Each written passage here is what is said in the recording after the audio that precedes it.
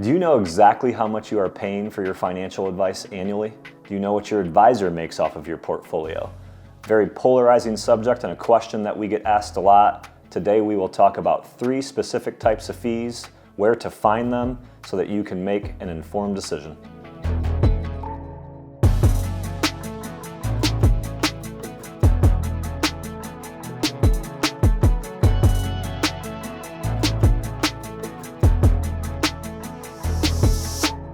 Hey guys, glad to be back with you. My name is Jett. For those of you who are new to the channel, welcome out. We are W.A. Smith Financial, a team of fiduciary financial advisors with one common goal in mind: to help you achieve financial peace of mind when it comes to your money and your investments. And today, I have an excellent complimentary resource for you. Click on the link in the description below to get your hands on our How to Hire the Right Financial Advisor guide.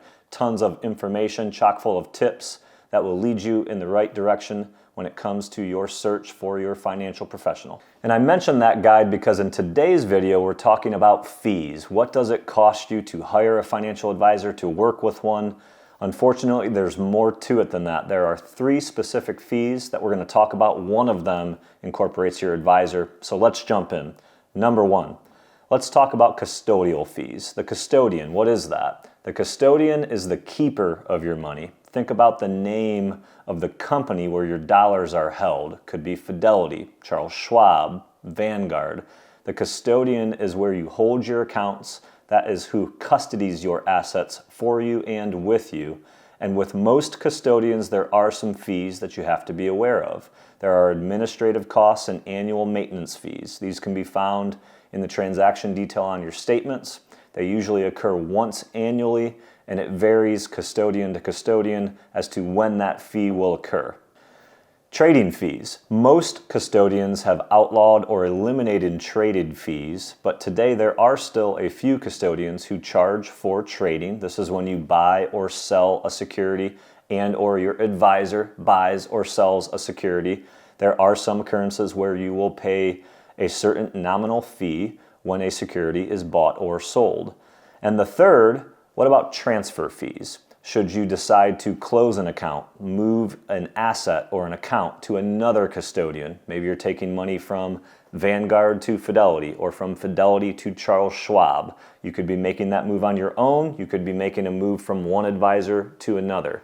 You have to be aware of transfer fees and or closeout fees. Oftentimes, when you close an account to go to a new company, there will be stated closeout fees that you will incur when you make that move. Let's go to number 2, and these are investment and or product fees. So still, we haven't gotten to the advisor yet. If you're a do-it-yourselfer, you still need to pay attention to these fees. When you invest your money into something, there are very few options that you can put your money into where there are absolutely 0 stated fees or advertised fees. Think about mutual funds for a second. A very popular investment. A lot of people have mutual funds, specifically if you have a 401k. You almost certainly have mutual funds. Mutual funds have what are called expense ratios. These are advertised in their prospectus. They average, if you're an actively managed mutual fund, between 0.5 and 1% annually of the amount of money you have in said fund. Exchange traded funds also have expense ratios. Oftentimes they're much cheaper or much more low cost than their counterpart, the mutual fund, but you will still pay a stated fee to be in that mutual fund or ETF as time goes by. Same thing can occur with insurance contracts. Oftentimes you hear a lot about fees when it comes to annuities. Very diverse amount of annuities, a lot of different types that you can get yourself into. Variable annuities, for example, have a slew of fees that you should be aware about. Mortality and expense charges, administrative charges, sub-account fees, mutual fund expense ratios on the sub-accounts, riders. If you add bells and whistles or special features to the contract, those often come with additional fees. Same can be true of fixed and or fixed index annuities. If you add a rider, you want to be aware of the fees that are stated in the contract, and you can avoid a lot of these fees and opt for lower cost options as long as you have that conversation with your financial advisor or you do a little bit of due diligence on your own before you make your selection. And jump into number 3, let's talk about advisory fees. Most people are concerned about what it may cost to hire a financial advisor.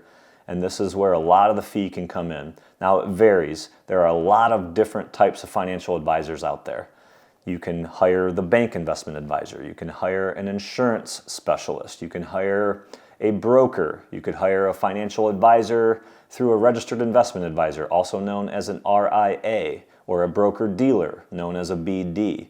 So how you pay for your investment advice varies depending on which type of advisor you work with. If someone is selling you an insurance vehicle, life insurance, long-term care, annuity, those are commission-based products. The advisor or the salesperson is paid by the company, sometimes through a commission generated through the company's revenue streams, other times a load, which is a fee that comes out of your deposit that you make into said vehicle, and they are paid through that commission basis. When it comes to securities, if you're asking for advice on stocks, bonds, mutual funds, help me create a portfolio, an allocation, manage my money for me. I want you to handle it. I'm not equipped to do it on my own. There are a couple of different ways you could pay for your advice there. With a registered investment advisor, someone that works for an RIA, they're going to charge one of two ways typically. One is called the asset under management fee. It's usually a percentage, let's say 1% annually on however much money you have with said advisor. So if you have $1 million under management and the advisory fee is 1%, the quick math with no calculator says that you will pay that advisor $10,000 per year every year that you have your money under management with them. Those same types of advisors could have a flat fee arrangement. You hear this as fee-only advice. Set flat fee or set annual fee negotiated by you and said advisor for a slew of services that are agreed upon. Perhaps you want a one-time review of your accounts annually. You want 4 quarterly calls to go over your allocation.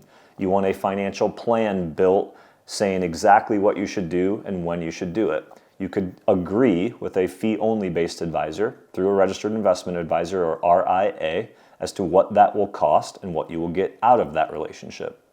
When you go over to the broker-dealer side, most of the time, broker-dealer agents or advisors are paid on a commission basis or a transaction basis.